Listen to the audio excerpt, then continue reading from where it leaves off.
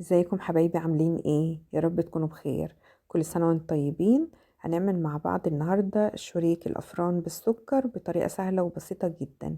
يعني 4 كوبايات من الدقيق هيعملوا لنا كمية كبيرة جدا من الشريك بطعم وريحة ولون خطير. هنبدأ بأول مكون معانا في المقادير وهو المحلب.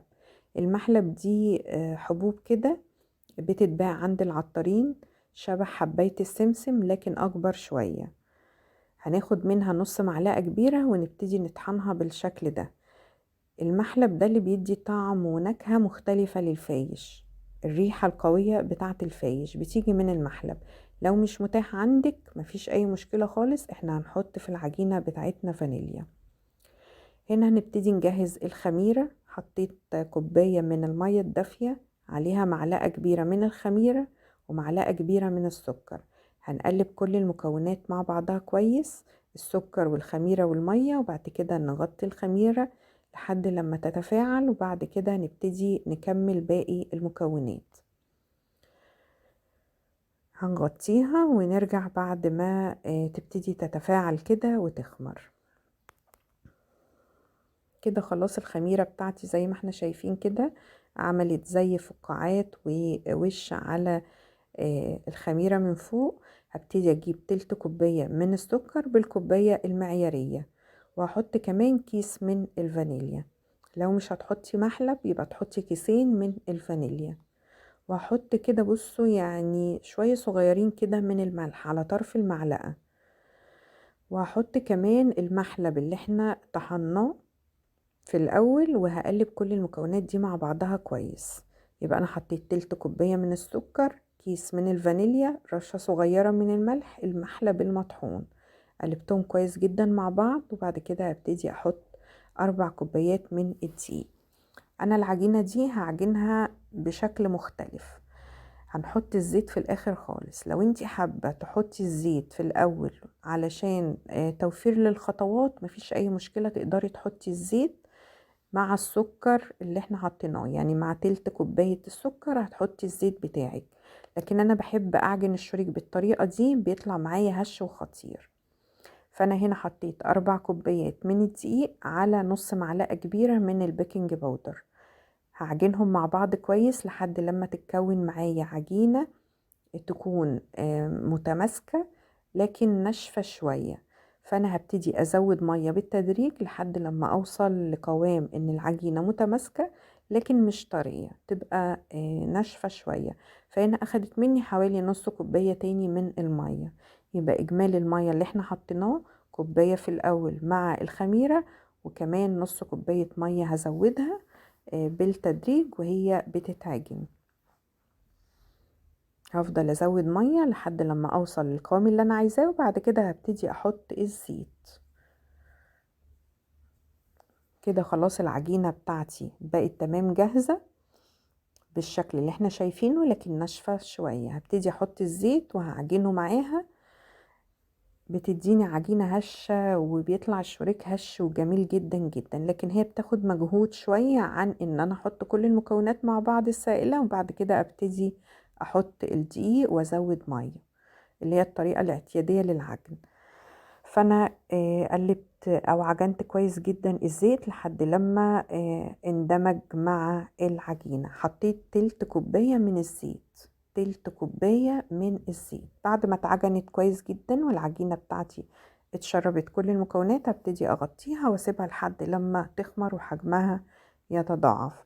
بعد كده هبتدي اجيبها واخرج منها الخمر واخرجها عشان ابتدي اقطعها واشكلها.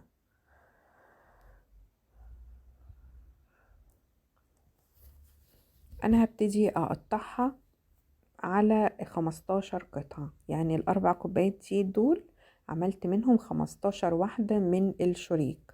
لو انتي حابة تكبري حجم الشريك وتعملي القطعة اكبر مفيش اي مشكلة. اللي انا بعمله حجمه متوسط، يعني الشريك مش كبير قوي ولا صغير قوي، حجمه حلو جدا. فهنا العجينة بتاعتي قسمتها على 15 قطعة بالشكل ده. بعد كده هبتدي اكورها واسيبها تريح حوالي 10 دقايق، وبعد كده ابتدي اشكلها.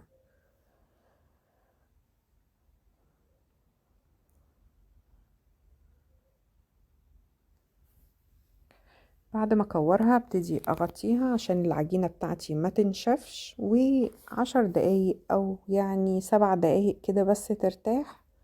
وبعد كده ابتدي اشكلها، يا اما بايديا يا اما بالنشابة كده، بفردها حاجة بسيطة بالشكل اللي احنا شايفينه ده. ودي طريقة تشكيل حلو جدا جدا للشريك، بتديني زي طبقات كده لما باجي اكله او اقطعه بلاقيه زي كده طبقات.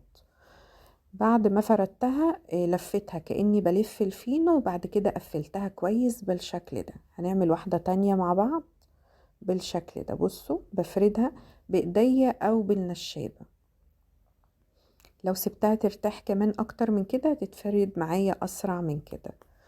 وبعد كده ببتدي ألفها رول بالشكل ده. بصوا وأقفلها كويس جدا وهركنها ونعمل واحدة تانية. لما بركنها بترتاح شوية، فلما باجي أفردها بعد كده علشان نشكلها بقى شكل الشريك بتكون ارتاحت دقيقتين أو 3، بتتفرد معايا بسهولة. فأنا ممكن أعمل كام واحدة كده وبعد كده أرجع أشكل، بس أشكل أول واحدة فردتها. تمام. بصوا زي ما احنا شايفين كده بقفلها كويس جدا جدا وبركنها، وبعد كده ببتدي اجيب اول واحدة عملتها وهنشوف هنفردها ازاي. بنفردها بالشكل اللي احنا شايفينه كده من جوه لبره، بلف العجينة وبفرد بايديا. بعد كده ابتدي اجيب الطرف والفهم حوالين بعض كده، وما لفش قوي يعني، وانا بلف ما ضغطش قوي، ادي براح للعجينة لانها لسه هتخمر وهتعلى. ببطط الطرف الاخير وبحطه تحت الرول اللي احنا لفيناه، بحطه على صينية يا اما مدهونة زيت، ولو حاطه ورق زبدة برضو ادهنه بالزيت لان هو بيلزق في ورق الزبدة كمان. فهو ندهن زيت كويس جدا سواء على الصينية على طول او لو احط ورق زبدة. هنفرد واحدة تانية مع بعض زي ما احنا شايفين كده. بعد ما فردتها ابتدي ألفها. بصوا بلفها بأريحية، مش بضغط ولا أي حاجة خالص، وباجي في الآخر بضغط على الطرف الأخراني وبحطه تحت العجين بالشكل ده وبرصه في الصينية. بسيب مسافة بين الواحدة والتانية لأنها لسه هتخمر وحجمها يتضاعف، فاحنا بنسيب مسافات كويسة بين الشريك وبعضه. بصوا زي ما انتم شايفين بلفها بالشكل ده، وباجي الطرف ابططه وبحطه تحت العجينة. هخلص كل الكمية بتاعتي بنفس الطريقة وسايبة مسافات كويسة زي ما احنا شايفين كده. وبعد كده ابتدي اغطي العجينة بتاعتي او الشريك واسيبه لحد لما يخمر مرة تانية وحجمه يتضاعف. بنسيبه حوالي ساعة مثلا، في الشتاء ممكن ياخد ساعة او ساعة ونص. المهم حجمه يتضاعف واحس ان هو خمر معايا وزاد. هنبتدي بعد كده بعد ما نلاقيه خمر وخلاص كده تمام بقى جاهز معانا، هنبتدي نجهز المادة او الحاجات اللي هندهن بيها الوش، ودي بتدي لون حلو جدا جدا للحاجات الصيامي. عبارة عن معلقة صغيرة كده ممسوحة من النسكافيه، ومعلقة صغيرة من عسل النحل، وحوالي 3 معالق من المية. عايزة اقول لكم ان المادة دي او المكونات دي بتديني لون حلو جدا جدا كأني دهنة المعجنات بالبيض. وببتدي اقلبهم مع بعض كويس جدا لحد ما النسكافيه او القهوة سريعة الذوبان تدوب والعسل كمان يدوب في المية. وبعد كده ابتدي ادهن كده بالراحة الشريك علشان ما يهبطش مني. لو مش متاح عندك عسل نحل تقدري تحطي معلقة عسل اسود او معلقة سكر، يعني حلوين جدا. لو مش متاح القهوة سريعة الذوبان او النسكافيه يبقى احنا هنعمل مية وعسل او مية وسكر. مش هيديني نفس اللون بالظبط لكن هيديني لون افتح شوية لو مية وسكر بس او مية وعسل بس. لكن النسكافيه او القهوة سريعة الذوبان هي اللي بتديني اللون الجميل اللي انتوا شايفينه ده. دخلت الشريك الفرن على درجة حرارة 220 في الرف الوسطاني. الفرن يكون متسخن من قبل ما ادخل الشريك. اول ما ياخد لون من تحت ببتدي اشغل له الشواية. بسيبه يبرد وبعد كده ببتدي يعني نشوف كده شكله. بصوا العجينة هشة جدا جدا وجميلة وطرية وريحته حلوة جدا من المحلب والفانيليا اللي احنا حطيناها. لكن المحلب لو مش متاح عندك مفيش اي مشكلة خالص، اعملي بدونه هيطلع ريحته حلوة جدا، لان احنا حطينا كمان فانيليا في العجينة. بصوا رقات وخطير جدا وهش جدا جدا، حلو جدا مع كوباية الشاي. اتمنى تجربوه ان شاء الله يعجبكم. باي باي.